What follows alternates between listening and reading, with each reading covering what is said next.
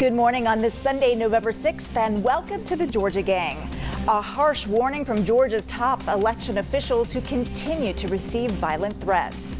In a strange turn of events, some Republican supporters are urging folks to stay home and not vote in the January runoffs. And more safety concerns about shopping areas within the city of Atlanta during the holiday season. Theron, Phil, Janelle, and Kathy are joining us. The debate and discussion begin right now. From the Fox 5 studios, the Georgia Gang starts now. An emotional and visibly angry Gabriel Sterling took to the airwaves to say enough is enough. The threats against him, his boss, and other elections officials must stop. And his message was directed at the president, along with Senators David Perdue and Kelly Loeffler. Mr. President, you have not condemned these actions or this language. Senators, you have not condemned this language or these actions. This has to stop. We need you to step up, and if you're going to take a position of leadership, show some. Strong words from Gabriel Sterling, one of Georgia's top elections officials. He and his boss, Secretary of State Brad Raffensperger, have also been the subject of death threats. Sterling, though, acknowledged those come with the territory and the job.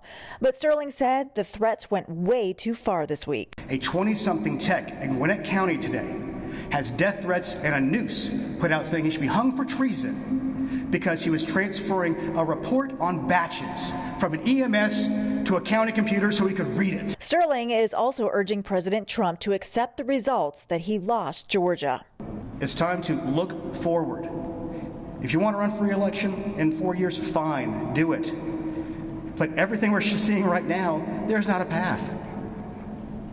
Be the bigger man here and step in, tell your supporters, don't be violent. Don't intimidate. All that's wrong. It's un-American. Both Senators Perdue and Loeffler released statements saying they don't condone violent threats against anyone, period.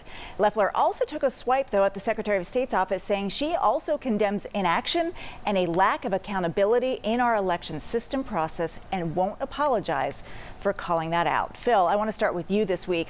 What inaction and lack of accountability is Senator Loeffler and other Republicans referring to? Well, let me just give an example of what Secretary Raffensperger could do right now to tamp down anger and frustration by a lot of people, especially since the hearings at the state Senate last Thursday unveiled a lot of fraud. One thing he could do is any constitutional officer in the state of Georgia could ask for a Georgia Bureau of Investigation of this fraud that's coming out. And I think Secretary Raffensperger would do himself and Gabe Sterling and tamp down some of this upset by asking for the investigation. I mean, just for example, it came out in one hearing that over 10,000 dead people have voted. Now, that's something that could easily be investigated. I think Kathy would join me. She's with Fair Fight. We need election integrity. So I think if Raffensperger called for an investigation of felons voting, which came out in these hearings, people under 18 have voted, I think that would help reassure people. Kathy, let's follow up with you on that because you are a part of Fair Fight. Not sure if you had a chance to watch the hearing on Thursday. It went pretty late. Just want to get your thoughts on, what Senator Loeffler has said is inaction and a lack of accountability.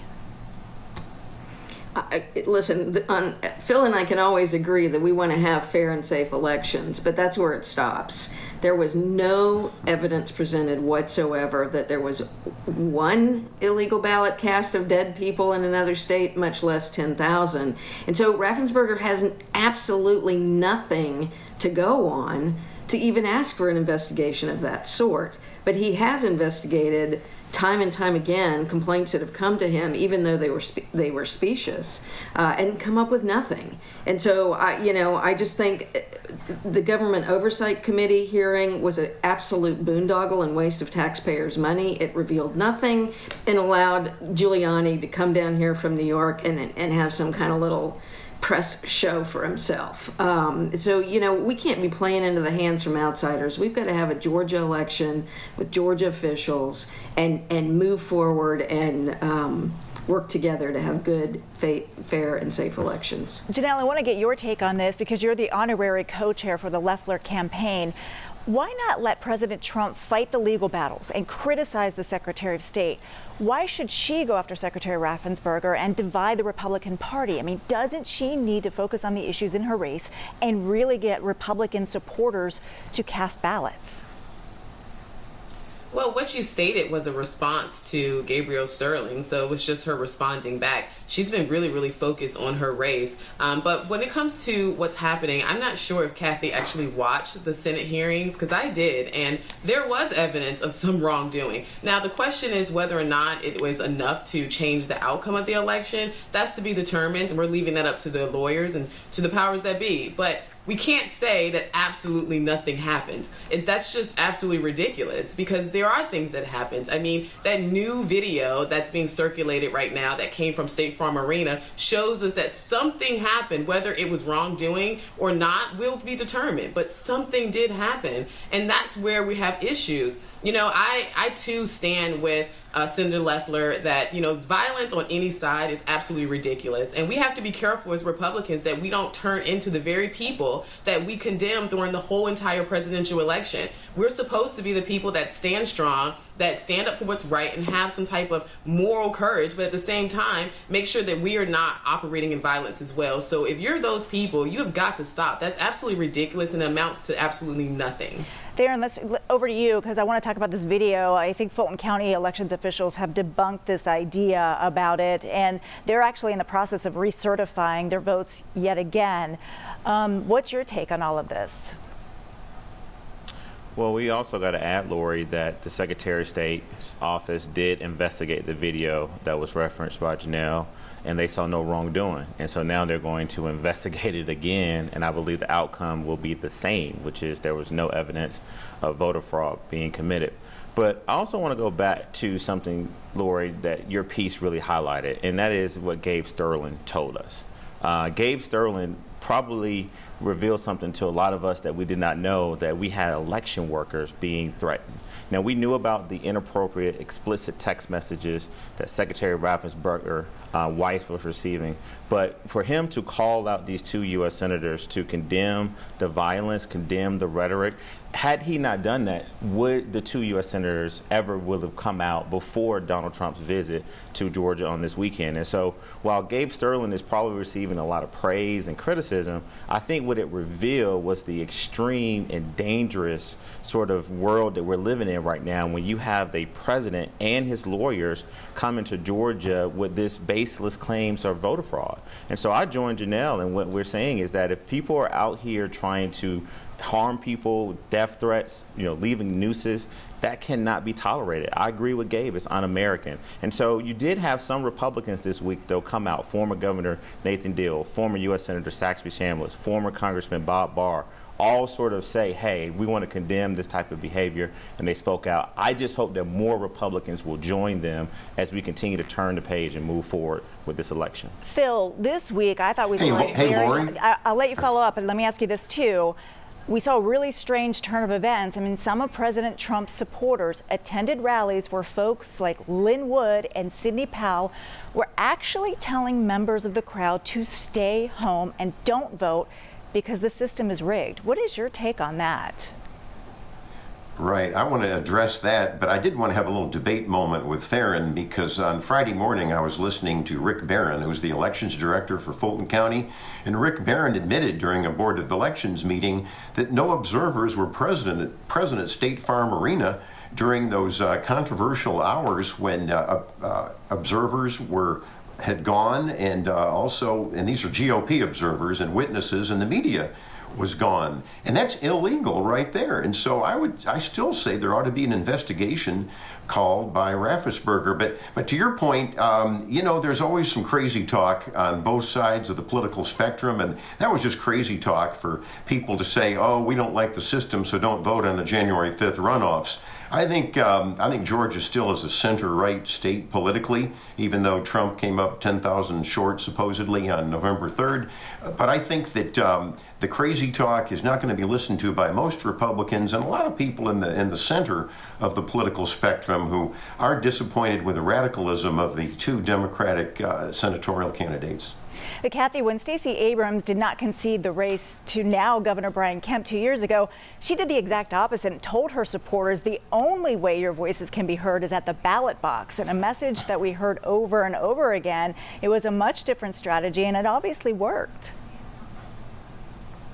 Well, sure it did. I mean, what you want to do when you're running any kind of campaign is have a very clear and consistent message from everyone that is talking about it. And what's happening with Republicans right now is there's no leadership, right? You've got a Secretary of State that's under siege from his own party. You've got a governor that's in hiding. You've got people coming in from the outside delivering all kinds of crazy messages, and you don't even have messages coming from your Republican Senate candidates about moving forward and voting in this election. So I think it's going to hurt them, and I look forward to that. We'll wait and see. All right. Thanks, everybody. Coming up, Senator Kelly Loeffler and Raphael Warnock prepare for another debate Sunday evening. We'll discuss straight ahead. Have a question or comment for the Georgia Gang? Email them at georgiagang@foxtv.com. It's another matchup Sunday evening between Senator Loeffler and Raphael Warnock for an Atlanta Press Club debate that will be up on the national airwaves. Theron, what's your advice as a Democratic strategist to Raphael Warnock? I really don't have much advice at all. I think he just needs to continue doing what he's doing. Lori, I think we all agree that he's probably got the best TV ads on the air right now. And you see what he's doing, which I predicted, I think, last week or the week before. He'll go from the ads about the puppies and warning people that he was going to get attacked. So now he's starting to be more specific and pushing back on Senator Loeffler's record. Lastly, I think this debate is going to be different. Before, you had other people on the stage with them, so they really, both Senator Loeffler and Reverend Warnock, could not directly talk to one another, even though there were moments where there were some comments directed at each other. I think that this debate is going to tell a lot about their plans for the future and, more importantly, where they truly stand on the issues. And so I think Warnock goes into this debate eager and ready to really talk about some of the things that a lot of people in Georgia don't know about Senator Loeffler's record. Janelle, what can we expect from Senator Loeffler later tonight? Well, I think Senator Loeffler has the upper hand on this one because she did so well in the first debate, and not to mention, and we already know what, Raphael Warnock is going to say, which is stock trading and pandemic. That's the only two things he's going to say, because that is like his only talking points as it relates to this Senate race. So since we already know that, as long as she has good, clear answers debunking all of that, I think that's where she'll do fine. But I want to make a correction from the first blog really, really quickly. The video I was referring to was not debunked because it was released into evidence the Wednesday before the Thursday hearing. So I just want to make sure the viewers are clear on that. But I do think that Senator Loeffler is going to just do what she's done before, and that's just go out there, explain herself, explain her record. Not being a career politician is in her best interest. So I'm excited to see what happens during this debate. Well, this week we also saw the big guns come out for each party. President Obama appearing virtually at a rally for Jon Ossoff and Raphael Warnock. President Trump and Mike Pence also in town for the Republicans. Phil, at the time of this taping, we're not sure if the president will focus on his accusations of a rigged election or encourage Republicans to get out and vote, or both. How do you think he could hurt or help the Republicans here? Because he does remain extremely popular with the GOP base. Well, as we've talked about before on the gang, this is a turnout election for January 5th. And of course, early voting is going to be starting soon. And I think the president, and I've texted some people at the White House already to ask your question. And what's happening is unity. That's what he's going to be stressing. You can do two things at once. You can be critical of fraud that's been uncovered, and you can also call for GOP unity and also appeal to those that may be in the center that are, they may not be necessarily conservatives, but they're disappointed and frustrated about the fact that there's no real plan by these two U.S. Democratic Senate candidates for how are we going to revive the economy? Are you going to continue a Biden lockdown mentality? I think kitchen table issues need to be discussed. I think Loeffler and Perdue are pivoting to doing that now. And so I think unity will be the address by President Trump Saturday. Kathy, that same question over to you. Does the president help or hurt Republican turnout? Well, I don't know, but he won't be sending a unity message because he doesn't know how to do it. The unity message is this: I lost the election. Georgia has run an election that works. You need to get out and vote and support your candidates. He's not going to do that. He is constitutionally incapable of doing it, and I think he will leave some wreckage in his path as he leaves. And, you know, to the point of the debates, unless something's changed, Perdue hasn't even agreed to debate. So, you know, I think that the Democrats have done a better job of laying out policy, and Republicans, you know, even during the presidential convention, didn't have a policy platform. You know, I know it's really hard right now to think about 2022, but it's not that far off. And Janelle, we're already hearing rumblings about a Trump-supported slate of candidates for the Republican primary, possibly Doug Collins for governor, David Schaefer running again for lieutenant governor. I want to know, what do you think about the long-term implications here with this Republican Party that seems so divided? Well, actually, I'm interested to see where everything settles after January. You know, so in February, where everyone's emotions are, I think it's typical to have a lot of these discussions. But I do feel that a lot of them are coming out of emotions, and and just people being really upset, and there are people who are hurt and confused. It's just a lot of emotions. So I personally am not taking it that seriously until after January, but we'll see what happens. Theron, what does the governor do about, all of the tweets against him from the president? Well, this is all about 2022.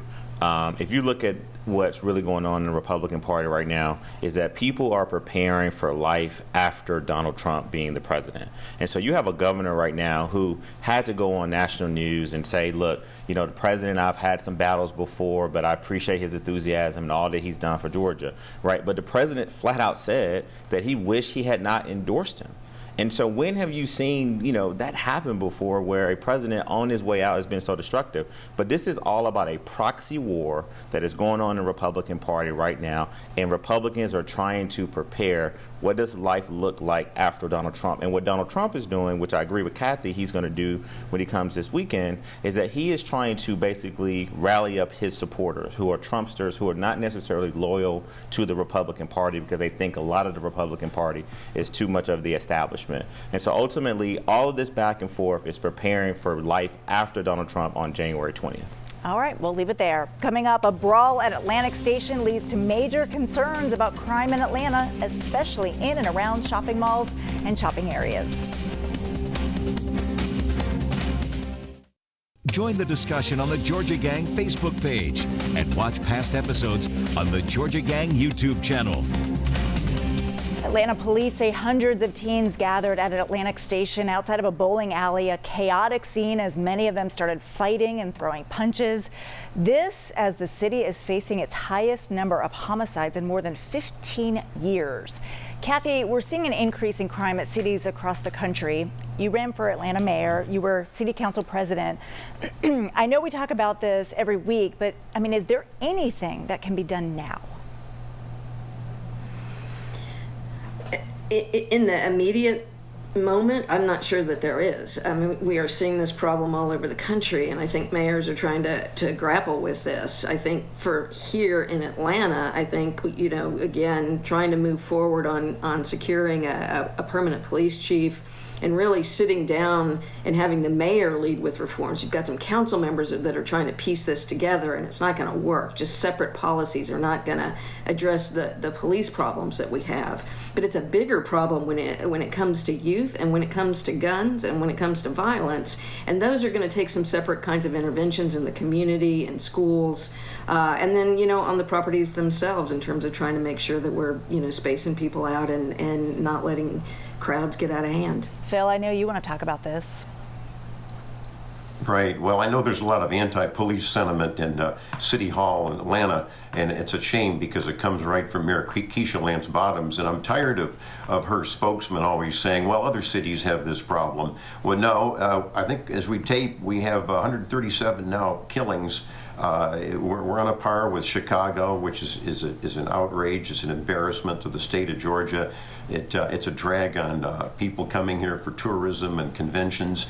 I would say this, and I would hope Kathy would agree with me. Let's try to get some pay hike. Councilman Howard Shook is proposing this for our police and first responders. I talk to police every week, and the retirements and the resignations are still occurring, just like they started last summer during all the rioting and looting when the police were told to stand down, especially when there were looked like there were shooting incidents. So there's a lot that can be done that the mayor could do, not doing, because the police still feel like they're handcuffed, they're underpaid, and they just aren't appreciated by City Hall. Fair, and I know you're close with Mayor Bottoms, so I'll give you a chance to respond. Yeah, two points of clarification. My good friend Phil always leaves out this very important fact, and that is that Mayor Bottoms gave the police officers the largest pay raise that they've ever gotten, period. Number two, while Councilman Shook is my councilman, and he's definitely right to want these men and women to get paid more, and I support that. But to say that the mayor is just anti-police is just blatantly false. Now, I will tell you this. My wife and I, we actually rode through Atlanta Station, Lori, on the way home, and we saw sort of the aftermath where we saw men and women from the APD who got the situation under control. We did not know what happened until later on that day. But I would tell you this, these young folks who are going to these places to do the right thing, to shop and to, have fun and be safe and social distance, that can be tolerated. What cannot be tolerated is these brawls. And I just want to stand up, and I know Phil is going to be happy for me to say this, is that we've got to, work with APD. We've got to work with the mayor's office to make sure that we're doing everything we can to reduce the number of homicides in this city. It is really, really bad, and I'm very concerned about it. The mayor knows that people are concerned about it. It's the number one issue that she's got to deal with, but we've got to make sure that we pull together as an Atlanta family to do everything we possibly can to reduce crime in the city. Okay, I want to slide in one more issue before we have to go. Janelle, Secretary of State Brad Raffensperger says his office is investigating groups that sent absentee ballot applications to folks living out of state or to out-of-state folks who have died. Raffensperger says one of those groups is the New Georgia Project, founded by Stacey Abrams with ties also to Raphael Warnock. Anything to these allegations? What can we make of them? Absolutely, and I have a personal story. So there was a citizen who actually watches the show who contacted me and sent me pictures of a letter that was sent to her from a Democratic-based organization in Pennsylvania. And the letter was addressed to a friend of hers who lived and has never lived in Georgia, who passed away 3 years ago and lived in Alabama. And then it was her home address, and the letter was outlining how she can go online to register to vote if she hasn't already, and then how she can go online to to request an absentee ballot. And so, thank goodness, I definitely sent this to the SOS office. They investigated it. They did jump on it quickly, to their credit. And so this is actually happening. It is a true story. I saw it with my own two eyes that this is what's going on. And so whether it's human error or not, I think it needs to be investigated. And from my understanding, the response wasn't, oh, I'm sorry, that was a mistake. It was, oh, we didn't do anything wrong. So I really think that this is really a serious matter. I'm glad that our SOS is on it, and I'm hoping that, they're able to kind of hone this in and that it not turn into a problem later. All right, I have to leave it there, but we will continue to follow these investigations. Thank you. And coming up, everyone, we'll have winners and losers. Stay tuned. Time now for the week's winners and losers. Well, first, we have a really big announcement. We are so excited to announce a special 1-hour Georgia Gang in prime time. Mark your calendars for Monday, December 21st at 8 p.m. Many of you tell us that we need more time for these civil discussions on the show, so we are excited to have you tune in. Georgia Gang all around, big winners, huh? Janelle, over to you.